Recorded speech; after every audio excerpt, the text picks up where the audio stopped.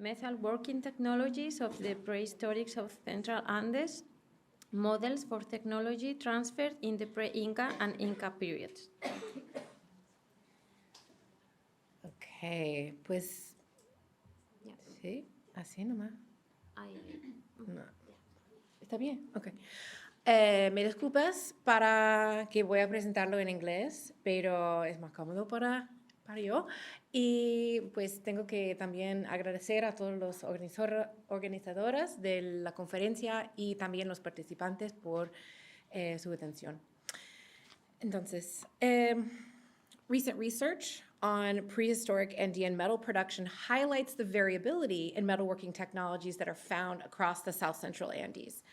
At the same time, there exist clear examples of similarities between these different regional metal production traditions. These parallels really evidence complex histories of technology transfer and the movement of both people and knowledge. I'm going to begin with a look at the history of smelting and metal purification in the South Central Andes, tracing a tradition that relies primarily, but not exclusively, on wind-driven furnaces known as huayras. These columnar clay-walled furnaces, such as those shown here in this late 16th century watercolor from the Atlas of Sea Charts, were used extensively for smelting silver in the colonial period at the famous silver production sites of Porco and Potosí. In 1585, mill owner Luis Capoche reported that over 6,000 huayras dotted the windswept hillsides surrounding Cerro Rico, giving the appearance of luminaria against the night sky.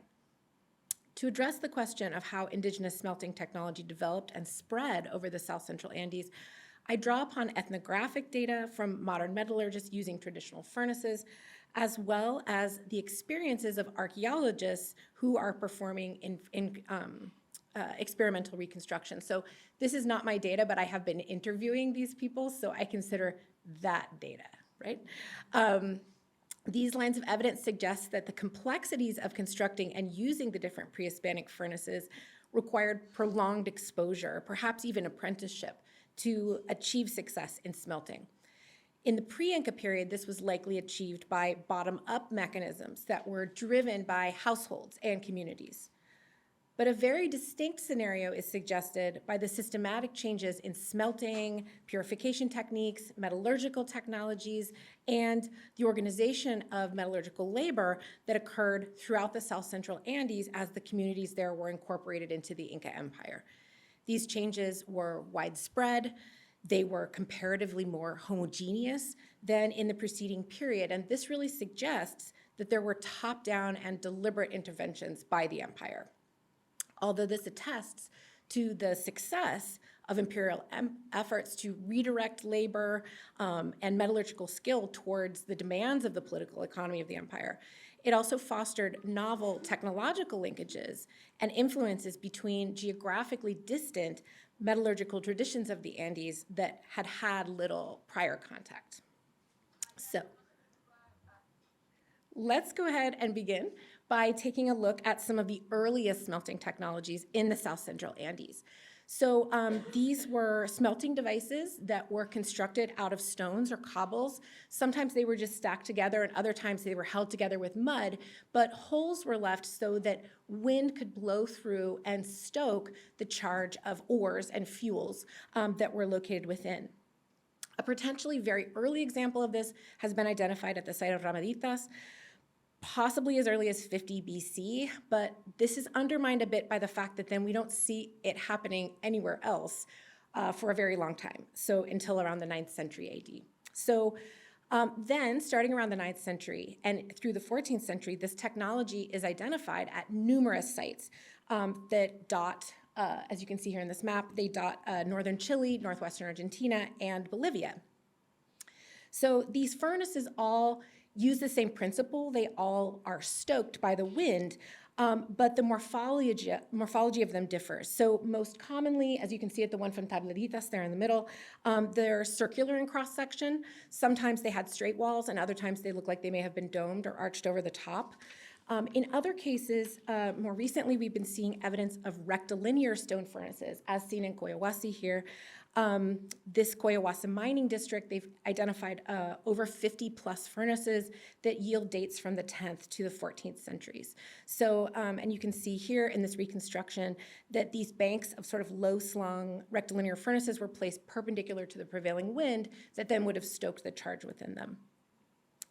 It's notable, however, that these stone-built furnaces persist. They see continued use in some regions right up through the Inca period. So these images come from Mina de Cerro, which is an imperial-sponsored site where a battery of 26 furnaces appear to have been built out of stone and mud. So this technology with the stone-built furnaces, it's persistent, it works, it's good, but we're going to see also places where people are making innovations.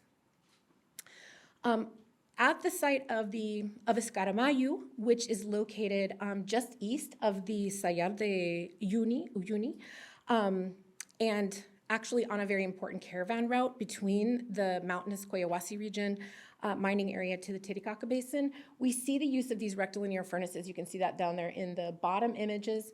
However, at the same time, innovative metallurgists at this site were also beginning to develop some new types of furnaces. And these are indicated here. They are built with clay walls.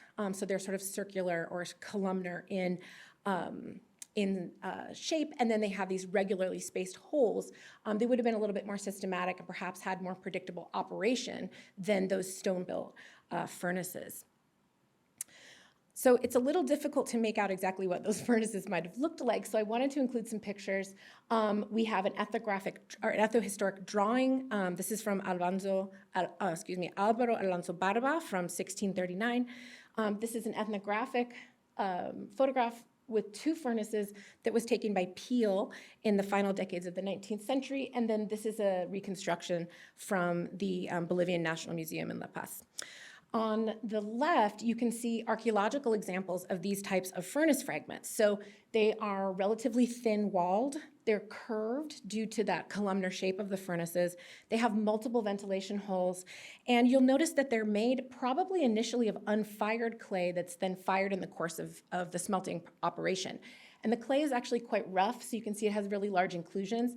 And in some cases, it appears that they included botanical materials in the clay that would then burn away, leaving small, empty areas that would have then helped it to resist thermal shock as the furnaces were reutilized. So it used to be thought that this type of furnace was found only in the Puerto and Potosi region, but new data coming out of the Upper Loa and Lower Tarapacá valleys, however, demonstrate the presence of these Huayra furnace fragments, as well as slag and other smelting debris related to copper production at sites that are yielding dates from the late 13th century to the early 15th century. So clearly the style of furnace had a wider distribution, albeit more limited than those stone-built Huayras.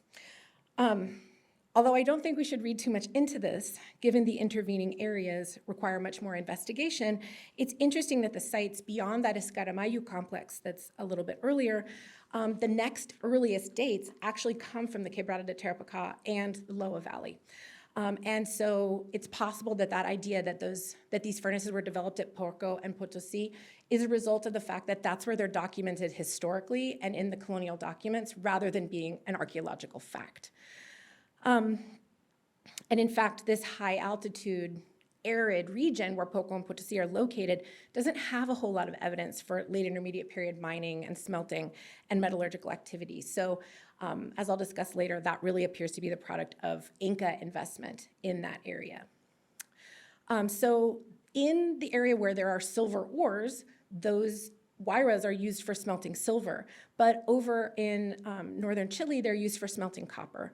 It just really testifies to the fact that these are flexible. They could be used in multiple ways depending on the goals of the metallurgists. Remarkably, those rectilinear stone-built and those columnar clay-walled furnaces are not the only smelting structures that were being used at the Escaramuyo complex. Inhabitants of the site also built complex multi-chambered furnaces, and in fact, these are the earliest known examples yet of this, what's called a reverberatory style furnace. So basically in these furnaces, we see a separation of the fire and the combustion portion of the process from the actual smelting part.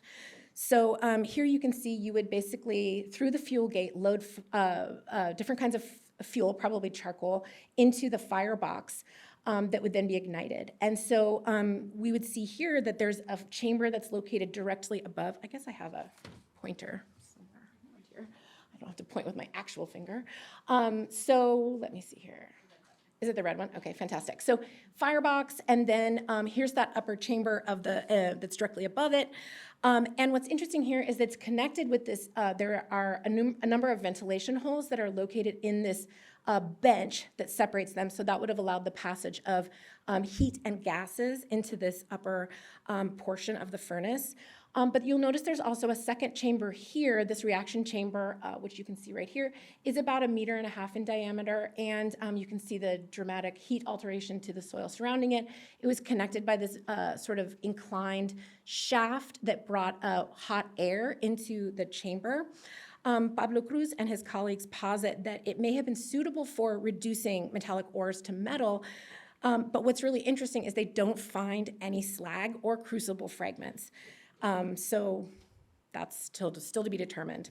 But by contrast, this first chamber here may have been used for things like refining or melting and alloying. So here's a top-down view showing those benches with the ventilation shafts. And then they also found in situ this sort of shallow, rustic clay container that they think was used to hold and stabilize crucibles. So what's really fascinating here is that we've got the heat that's accumulating in the firebox and being passed to these different portions of the furnace. There's also secondary combustion that's taking place by using gases that are produced in that combustion process. But there's also a small ventilation shaft here that goes to the exterior, and it's positioned to capture the dominant winds. And so in many ways, then, this is connected again to that wind-driven furnace tradition that we've been talking about.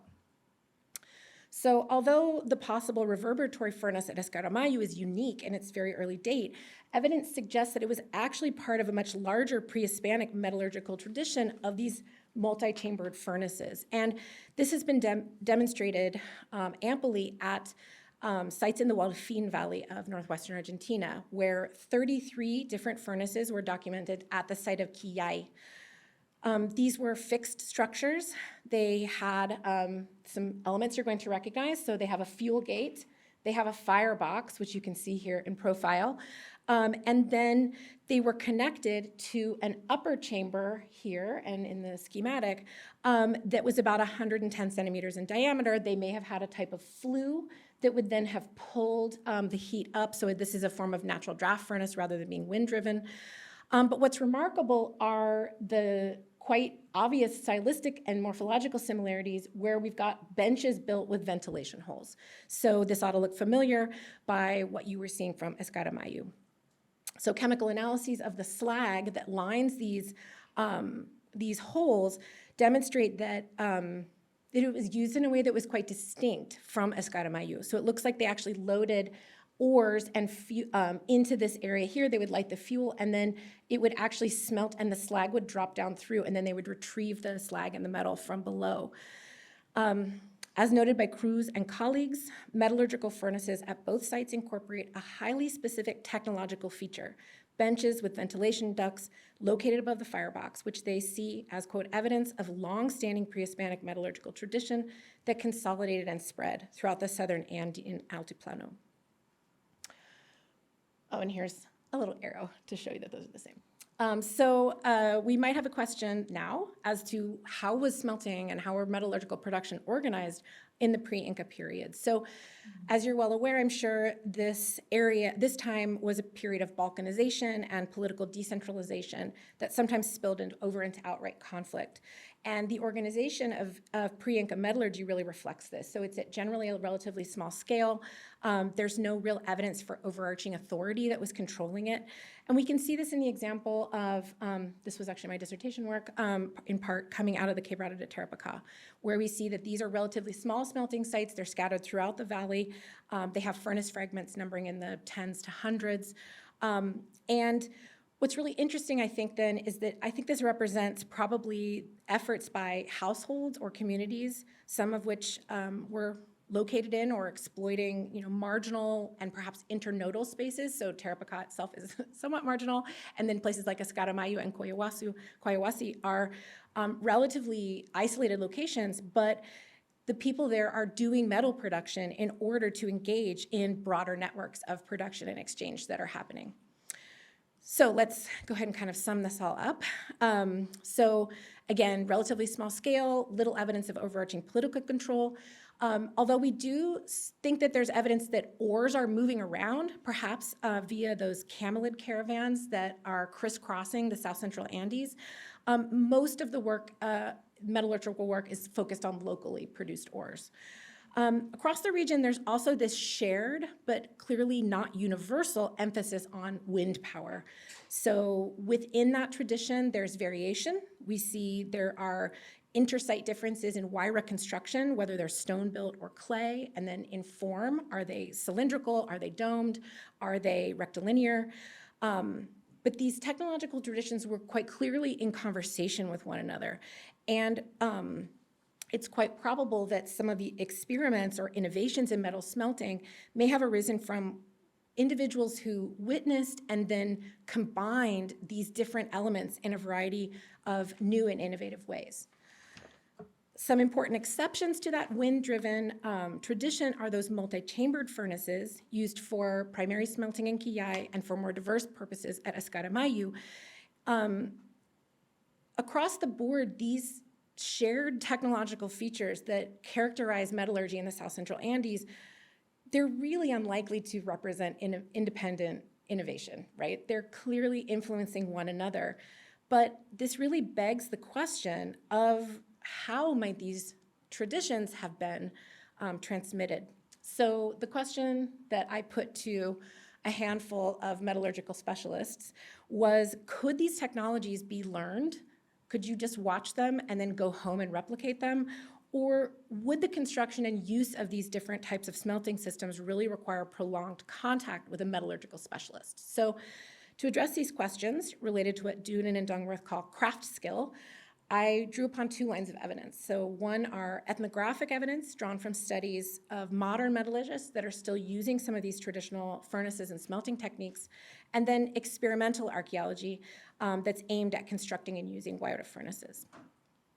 So while conducting fieldwork in Porco in the early 2000s, Mary Van Buren was introduced to a man named Carlos Cuisa, who still practices traditional smelting techniques using a Huayra.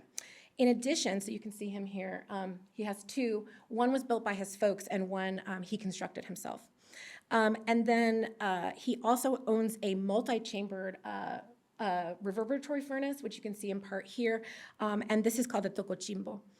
The Huayras, which are constructed of cobbles and then heavily covered in clay and reinforced with iron strips, were located on a windy ridge line behind his house, while the multi-chambered reverberatory furnace is contained in a small outbuilding, in part to protect its clay construction from the rain. And so he basically uses those Huayra furnaces to smelt galena, which is lead sulfite, and so produces lead metal that he then uses to purify high-grade silver ores in this reverberatory furnace through a process that's called lead cupellation. So Carlos learned to smelt from his own parents, who were themselves not full-time specialists, and Carlos then conducted about 4 smelts a year, and in that experience, he determined that those Huayras can last about 2 years with repairs. So they can be used multiple times, but they don't last forever. Unfortunately, it turns out that reconstructing the various types of furnaces is quite challenging. So Carlos and his brother had a conflict about the original cupellation hearth after their parents died. And although Carlos tried to build a new one, it never really worked out all that well. And the same went for a cupellation furnace that he helped someone else to construct. Similar problems happened with the Huayrachinas, so they of course had to be repaired and eventually rebuilt every few years, but Mary Van Buren observed that the furnaces that Carlos built didn't seem to achieve the temperatures necessary to successfully smelt the sulfide ores. Even with a functioning system and structures in place, the smelting process was lengthy and required really almost constant intervention. So with the Huayras, the process took about 8 hours to produce the lead. And it included a number of tasks attendant upon the smelt. So you had to add mineral or charcoal. You had to remove partially smelted materials and embers and put them back into the top. And then rotate, there was like, they put sticks into these different holes to, this is a tap hole, this is a fire hole. So you would basically use this to sort of manipulate what was happening inside the charge. And then you would have to twist this so that the slag would pour out and the metals. Within the tocochimbo, the reverberatory furnace, the silver purification process took 21 hours. Tasks involved there included adding silver ore to the lead bath in spoonfuls, feeding and stirring the fire, and removing the lead silicate slag. This slag actually absorbs the oxides and other types of things, the impurities that are in the silver, and it leaves behind a button of pure silver at the end. In an interview I conducted with Mary Van Buren, she expressed the opinion that, quote, it would not be possible to simply observe a smelt and refining event and be able to replicate it. It would take a lot of trial and error and be a big waste of time, fuel, and ore. At the least, one would have to observe many such events, and to replicate them correctly, be apprenticed to a smelter for some time. She went on to say, one of the men who worked on my team was a relative of Carlos's, and he was the only one allowed to help in a direct way, for instance, charging the huayrachina and maintaining the fire in the cupulation hearth. He would occasionally mess up, and Carlos would criticize him and take over the job. In their 2005 article, Mary Van Buren and Barbara Mills conclude, quote, full-time specialization is not required to develop sufficient skills, but a great deal of experience is needed before one can become a proficient smelter. Some of these same conclusions were reached through the experimental archaeology. So shown here are a series of experimental huayras that were constructed by Pablo Cruz and Florent Torrigal in France. So they constructed 6 furnaces, and they were really trying to explore a variety of differences between them. So they differ in terms of height and their diameter and how the holes are positioned and where they're located. They ran more than 10 tests in which they used a mechanical fan to provide consistent high-speed winds, and none of them were successful. So none of the 8 smelts produced any metal. Cruz was explicit about that. Undeterred, and considering the possibility that factors such as air pressure, so perhaps it was a question of altitude, or actually the consistency of the wind that was produced by the fans might actually not be helpful, right? Because like stoking the fire actually does better when the wind sort of flags and then increases in speed a little bit. So they conducted a second round of tests in Tilicara in the province of Jujuy in northwestern Argentina. So they chose a narrow gorge called the Garganta del Diablo at an altitude of 2,759 meters above sea level. They constructed 6 huayras. So one was made of stone, so it's this one here, and then they made 5 that were out of clay. They ran 8 smelting trials in which they attempted to smelt galena, like Carlos Cuisa had. So only 3 of the trials produced lead metal, and so here's some examples of that lead metal that they were able to produce, so also not very much of it. And one of the successful furnaces, it produced metal the first run, and so they tried 2 more times. That's why you get 8 trials, 6 furnaces, and they weren't able to produce metal the second 2 trials either. So the other thing that's interesting is it was just really not terribly efficient. So they calculate that it yielded only about 15% of the metal content that was within the original ores. So they suspect it had something to do with wind speed. And you'll also notice, remember how like the fire hole on Carlos's smelter was a little bit higher? It looked like actually what would happen in these furnaces is that the unsmelted stuff would sort of pool at the bottom, and then it wasn't being heated properly because it wasn't actually where the holes of the huayras were located. And so it looks like actually there's some issues with construction that they haven't quite completed to totally mastered yet. So in an interview with Pablo Cruz, he stated that it would require transmission of some basic principles necessary to the function of the huayras. So how to construct them, how to manage the temperatures, usually by the color of the flame and the fuel, and the right moments to charge and recharge the fuels and ores, plus the vagaries that exist between ores and ore types, as well as changes in the wind. So he concluded by saying a great deal of experimentation would be necessary to arrive at proficiency in smelting. Okay, so what are some conclusions that we can draw from these experiments? So it turns out that smelting is hard, and both the construction of various types of furnaces and in making them work. So both Van Buren and Cruz, and I also talked to metallurgical specialist David Killick, they were skeptical that this technology could be sort of reversed engineered by simply watching it. This suggests that there's really some type of apprenticeship model, possibly within families. However, the ethnographic data suggests that the type of small-scale production characteristic of the pre-Inca period could have been carried out by sort of part-time crafters, right, who were doing other things like farming or pastoralism and other pursuits.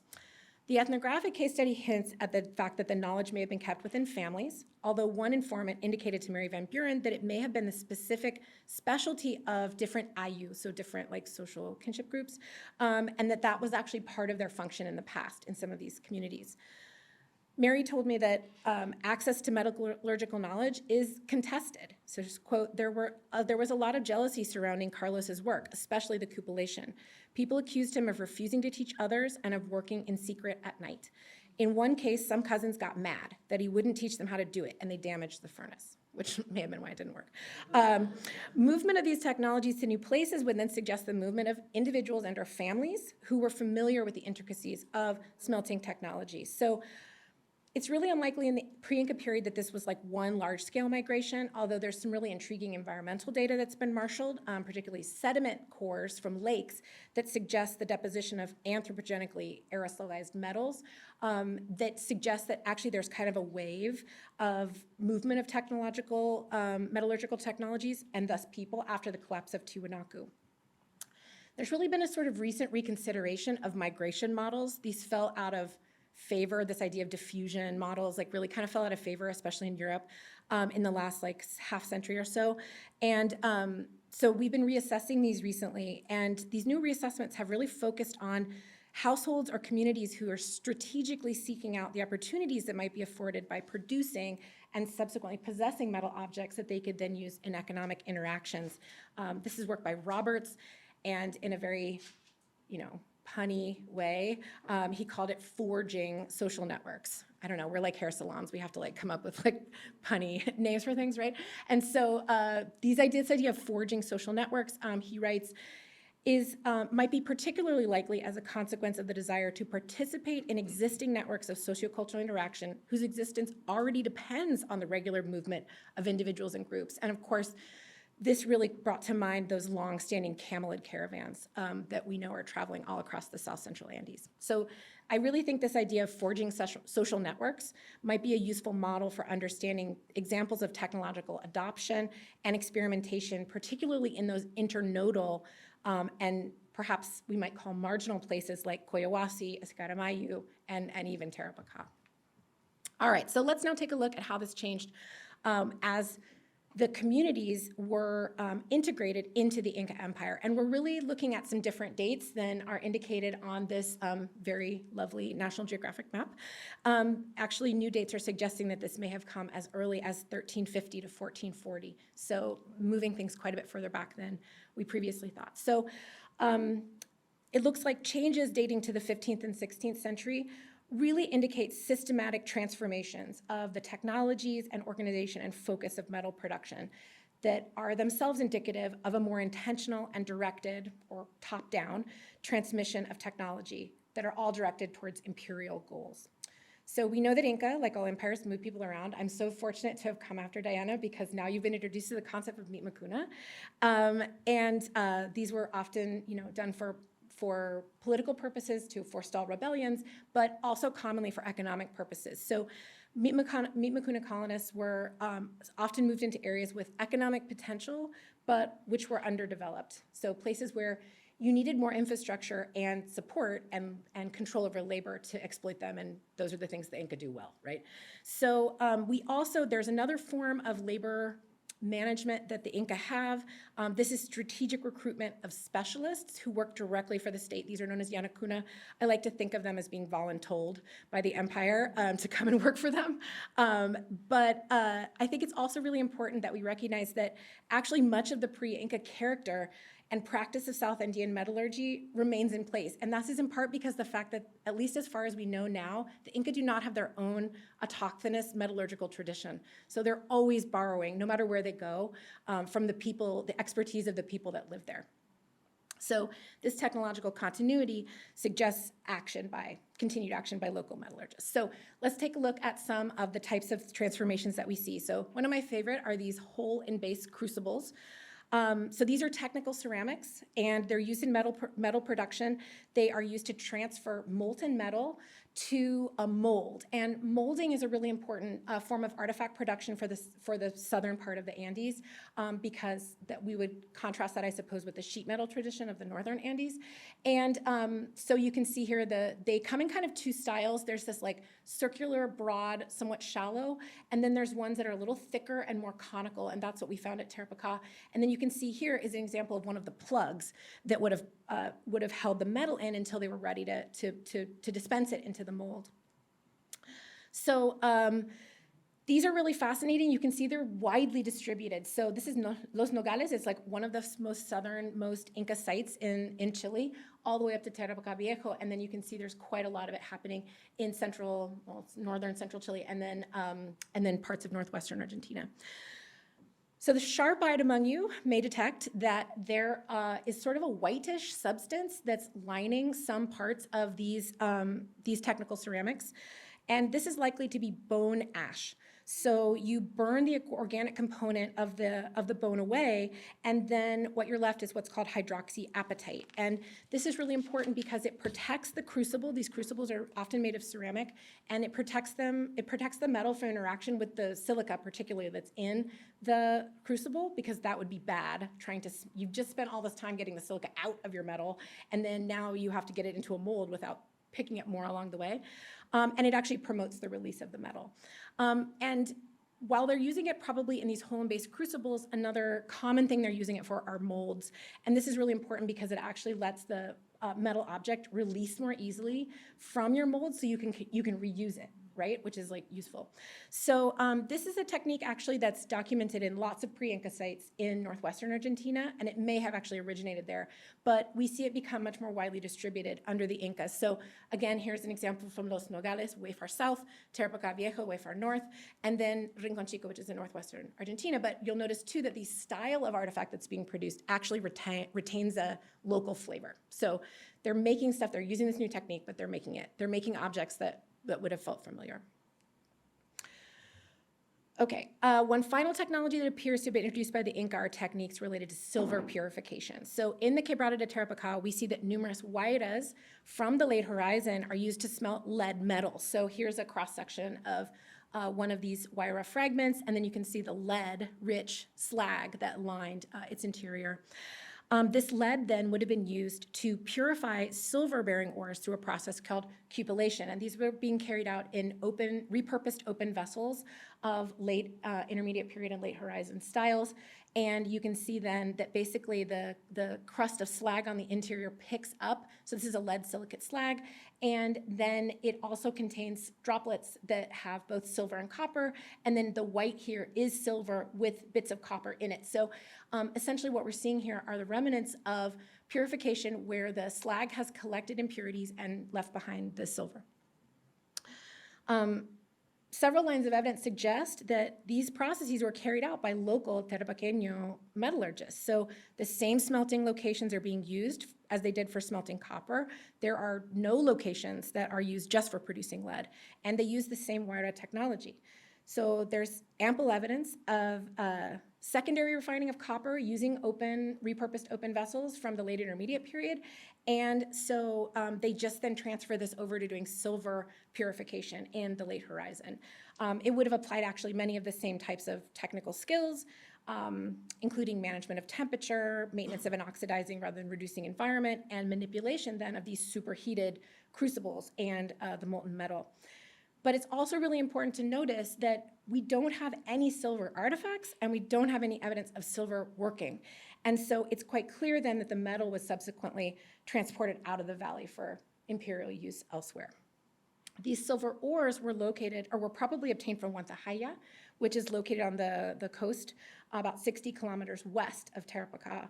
And although there's some evidence of pre-Inca mining there, systematic efforts at silver extraction really required imperial investment and provisioning of food and water. In fact, during the colonial period, 65% of the costs, the expenditures of running it, were providing food and water to the miners. And then transporting these ores back to the valley for smelting, where there were, the skill and the fuel were concentrated. Huantahaya is but one example of how the Inca incorporation entailed redirecting and often resettling labor that was then directed towards imperial goals. So we have, as I talked about earlier, the silver production that was happening in Potosi at sites like Jucahuachana and also at the nearby mining center of Porco really give note to this idea that they're creating these complexes of imperial sites that are for producing silver. So we can see here there's housing for imperial administrators, there's storage and smelting, housing for the miners and metallurgists, and then silver purification was taking place at this site 80. And like we see at Tarapaca, there's no evidence that that silver stuck around. So the Inca took it with them. Given the high altitude and aridity of this region, mining and metal production activities really required significant movement of people. So with extensive, Meet Makuna settlement is actually documented for the colonial period, but also provisioning of things like food and water and fuel.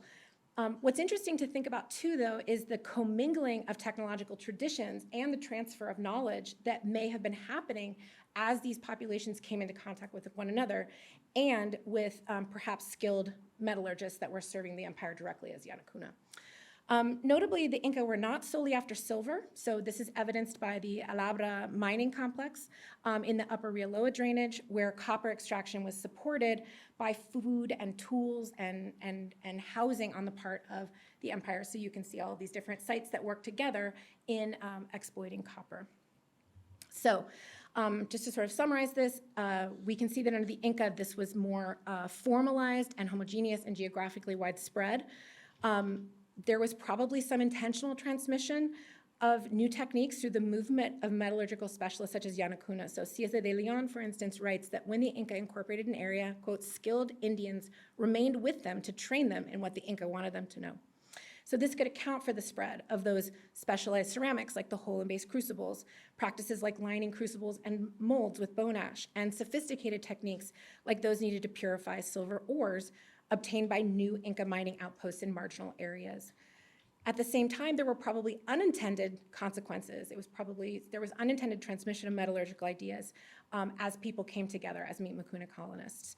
But the retention and retooling of local and regional technologies, including things like production of lead with huayras or repurposing of open vessels for cupellation, really testify to the labor of and the expertise of local metallurgists.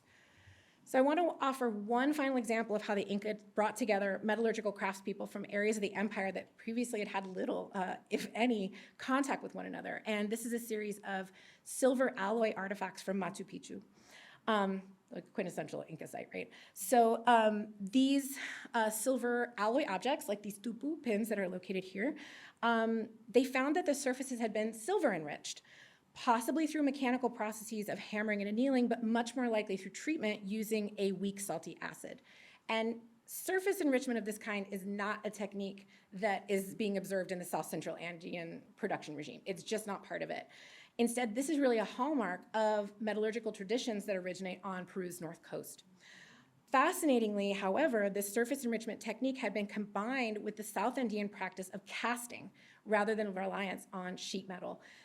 So this is much more typical of the Southern Andean tradition of casting. So it's quite likely that these products are influenced by, they're a collaboration between metallurgists that are coming from multiple locations in the empire. So perhaps North Coast metallurgists who'd been brought as Yanacuna specialists directly serving the empire. This is supported by some really awesome new great genetic data and some isotopic analysis of skeletons recovered from Machu Picchu. So you can see there's quite a lot of individuals who were brought in from Peru's north coast, but you can't fail to notice that other individuals at Machu Picchu are coming from precisely this region that we've been discussing.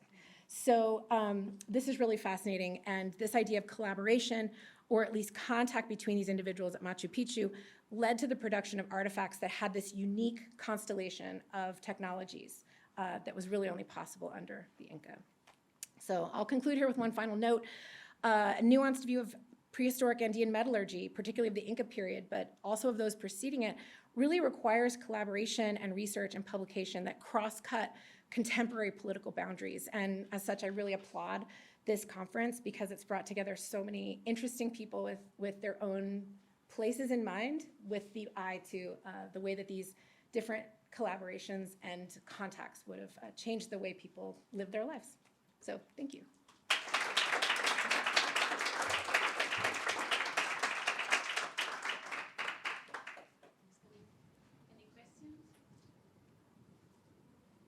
Oh, no, don't leave me to be the only person that gets my questions. Okay. Thank you. That was rich, and I learned a lot. So I would like to know about fuel. Fuel. I mean, this area is dry and steppe and not a lot of trees. So can you say something about the evidence in all these archaeological examples that you and others have studied about the fuel and how far away it might have been brought? So the fuel is such a fascinating question, and I have not investigated directly, but there's a couple of really interesting things that might inform this. So one is that actually it looks like at least some smelting was conducted using yareta. You know what yareta is? It's a relative of a pine. It's like a, it's a plant. It's like a. Oh, okay. Sorry. That coastal. Trying to get too casual. Tillandsia. It's like, it's actually, it's in the highlands, and it's like this, almost like a solid, it's a relative of a pine, but it's like a, it almost looks like a lichen. But it's like yareta. Sorella. Okay, thank you. See, Yeah, yareta okay. is what I know it's called, I don't know. So they would burn this because it's very dense, but but the problem is that it's a finite resource because it takes hundreds of years to grow. So we think that they were burning some of that in Puerto and Potosi. Ale is going to be working on some projects now looking at the Tamarugal forests of the Pampa de Esluga and the Pampa de Tamarugal in northern Chile, and it's quite probable that those were around until the historical period, right? I mean, O'Brien talks about them, I think.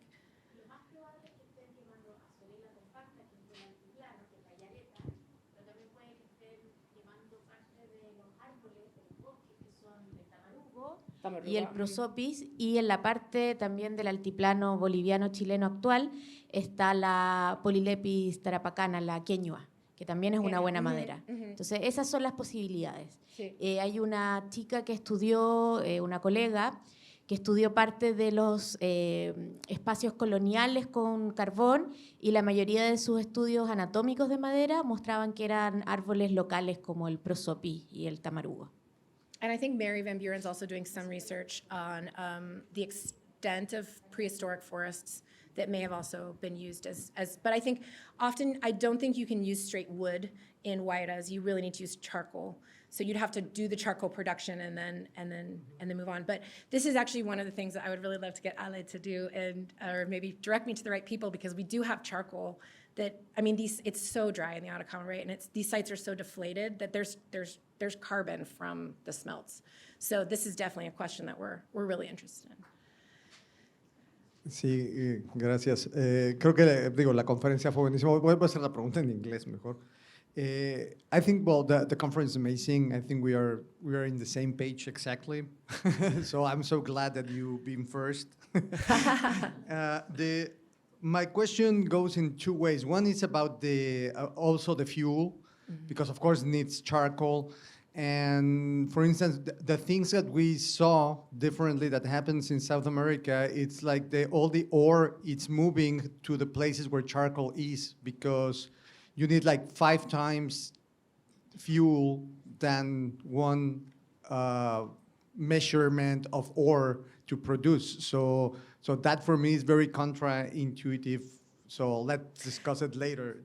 Because for me it's like one of my biggest questions of South American archaeology that I didn't understand quite well. But in some places they're for sure taking them too. So like they must be transporting fuel to Puerto and Potosi, and vast amounts. But I think, I mean, if it's carbonized and it's made into charcoal elsewhere and then transported, I mean, we know there are spaces where there are places for llama, like big llama corrals. Yeah. So like they're clearly taking loads and loads and loads, but they're also having to bring like water and food. Exactly. I mean, but it's really fascinating. And then you get places like Huantahaya where it's so dry and so arid, and then the only real option is provision people to do the extraction and then take the best ore to the places where the fuel is. Absolutely. Yeah, like a pre-process or something. Yes. Yeah. Well, and on the other hand, of course, it's the kind of technology using the wind blow that it's different, that happens, for instance, in Mesoamerica, as we're going to see. But my question also goes in the way of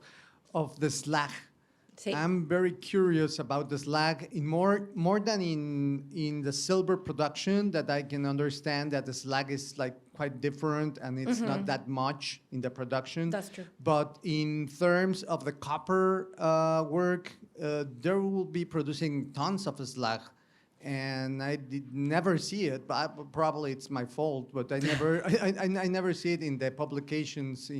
So we have a couple of reasons that we think that we don't see a ton of slag. Certainly not like what we see copper production in like the Levant, right, where there's like mounds of slag. And it looks like there's a couple of things. One is that they may be grinding the slag to flux the smelts.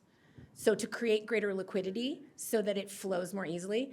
And then in other cases, actually, I think they're also being extremely selective about the ores.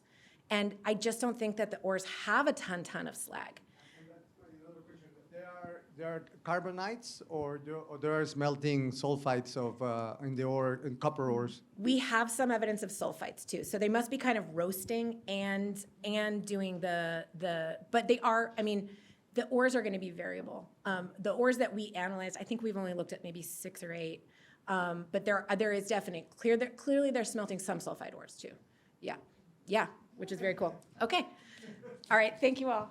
Just I'm not trying to run away. this is actually a comment rather than a question, and I think that from a cost-effective analysis or perspective, it's a lot easier and cheaper to transport charcoal than ore. I mean, charcoal weighs a hell of a lot less than metal ore. So, And I mean, you could put it on backs of a bunch of llamas, right? I mean, they just walk along and carry it with them. But the ores, they might get a little resistant.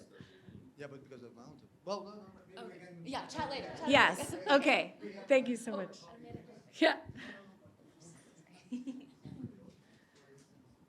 Yes, thank you. A little bit comment about this also. First, the production was not huge, so they are not using a lot of fuel. Second, in Argentina at least, the wood, the yungas is very close, and there are very thick maderas, Seville, that they use. But Seville also, it's found that Seville was more cortada during the pre-Hispanic times than even in the colonial times. So, and then a question. I should know this, I'm sorry. I'm from the region, I'm going to ask. What about the toberas? Remember that in the Alamito time, there was those big, round, long tubes of ceramics? Funneling yes. They are not in the ideas anymore, or they don't seem to be, there does not seem to be a super amount of convincing things I've read about the use of these toberas. It's fascinatingly not passive, but it's not funneling it quite so much. But I suppose we could, from the multi-chambered furnace from Escarabajo, you could see maybe the use of things like that to funnel the wind in. But I think the beauty of the Huayras is that the holes go all the way around, and so it can catch wind from any direction, whereas something like the toberas might be a little bit more limited. If the wind suddenly shifts direction, you're kind of out of luck. So, yeah. Okay, thank you.